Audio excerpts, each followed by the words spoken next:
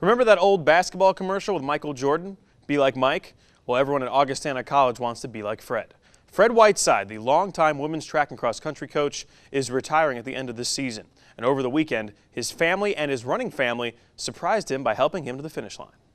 I grew up at Augie, and you couldn't ask for more. For the last 4 decades, you could see Fred Whiteside patrolling the track at Augustana, serving as a running coach, but also a life coach dating back to his days as an assistant in the 1970s. From the beginning, Coach Ols got me this wonderful opportunity, and I just want to keep thanking him every day for the wonderful vocation that I've been able to have here at Augustana. As a final thank you, students, alumni, friends, and family joined Fred for his final lap. One last jog around the track after the last home meet of the season. When Fred announced his retirement that day at practice during indoor, it kind of hit us all as like, we have to do something. It just goes to show what a wonderful man he is and what a great program he's built for Augie. It's, you know, we're not just a community, we're not just a sport or a team, we're a family, and he's a wonder of the world. He's had a huge impact on my life, and I know everyone else's lives too that have run with him or come into contact with him, whether on the team or in the community, and he's really left his mark. I think the biggest testament I can give him is that everybody sees what real love is with Fred. He's very selfless, and I know he's so appreciative of what these kids do. This has been his life, his whole adult life, his only career, and he's loved every minute of it. It's never been a job, it's been a passion. I like this. It played out, better than I think we could have imagined. It's just been a blessing. Every year around Father's Day for the past decade or so, 4 generations of golfers gather in Muscatine and hit the links. On Wednesday, we caught up with the Rhodes family, who understands that your game can get better with age because of the people you play with. When we play together, it's always for fun, nothing serious. It's a special Father's Day foursome. The ringleader, Dusty Rhodes, who technically lives on the outskirts of Davenport near Bluegrass. His second home, the Muscatine Municipal Golf Course. It keeps me going. I'm 86-year-old, and I don't think I'd be moving now if I didn't play golf. He says he's 86, and sometimes that could be his age and his score. I love the game of golf, and what makes golf is the people you play with. You can have fun. I'd rather have a bad day and enjoy the people, and have a good day and have one bad guy. Sometimes the best Father's Day present can be your time. Just ask Dusty's son, Gary. Dad's amazing. His whole life is about golf. And the thing about it is, every time I play with him and step on this golf course, it's just such a joy, and it's a great time to spend time together.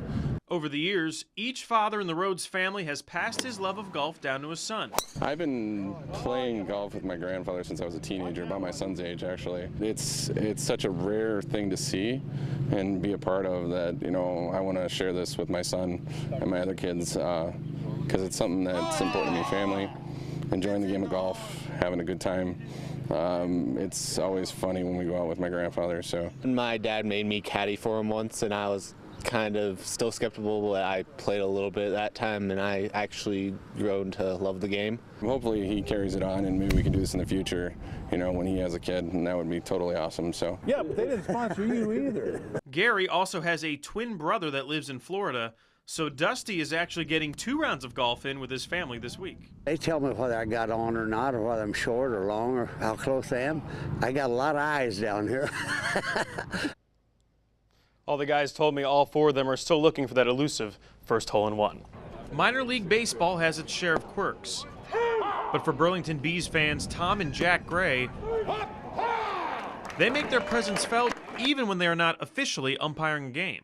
Basically, you know, when they get up and clean off the plate, we'll stand up and clean off our seats, you know, and we kind of mimic them more or less. When they give the count, you show it around, we'll do that with our fingers. Just kind of mimic what they're doing at the time. It's also stuff that we do when we're umpiring, so we know the moves anyway. We might as well have some fun with it, and the fans seem to enjoy it. So they are both actual umpires in Iowa, but at Bees games, they go for fun and take over the gray area, the first row behind home plate. It's going to be a memory for a very long time. It's something that's very abnormal, and I love doing it, especially with my father here. Mostly I'm trying to entertain the other fans. I've been umpiring for years, youth baseball, youth USA baseball, Little League baseball. Last year my son started umpiring with me as well. We got the uniforms, and we make decent money out on the weekends. It's kind of fun. We enjoy baseball so much, we're always with it. This would be my second year doing it, and to be honest, I love it. It's good money, and I just enjoy baseball, and I'm around something that I love. So when he's not umpiring or entertaining, Jack is pitching or hitting for Burlington Notre Dame High School, where his dad is also a coach with the Nikes. That's one of the biggest joys, is to be able to spend time with my son Jack, and we come out here and work with the umpires and have some fun. At Bees games, Tom and Jack have only umpired from the stands twice. But maybe they should make the calls more often, because on both occasions, the Bees scored walk-off wins. In Burlington, Ben Rosehart, KWQC TV6 Sports. Matt Hackett returns for his second season with the San Diego Gulls, and the goalie is very experienced at both the AHL and NHL levels. In fact, just 2.5 years ago, he was starting for the Buffalo Sabres when a devastating knee injury changed his career. Krejci gains the line, fed it in front of the net. Hackett made the save, deflected it away, and got bumped in the crease. It was the second last game of the year. Torrey Crew fell on my knee, and my knee kind of pushed through. I tore my ACL, MCL. It wasn't very pretty.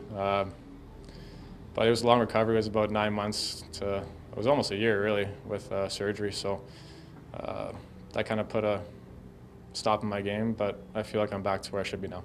Hackett appeared in 26 NHL games over the course of 3 seasons, and he is still fighting for a chance to play and stay at the highest level. Yeah, I finally started getting a few games, and I mean, it was tough injury, but it's part of hockey, right? So it just showed me how fragile it is, and the game could be gone like that for you. So I appreciate every day I can be on the ice, and my knee is honestly feeling stronger than my other one now, so it's like a bionic knee kind of. That injury could wind up as a blessing in disguise. The Ducks picked up Hackett as a free agent last year, and his presence with the Gulls did not go unnoticed by his boss. Hackett returning, he played extremely well in the playoffs for us, and a veteran guy, and he's looking to really put his stamp on a job here. For me especially, I just want to start on a high note like I did at ending last year. We'll see how he does this year in his sophomore campaign. With the Gulls in Poway, I'm Ben Rosehart for NBC7.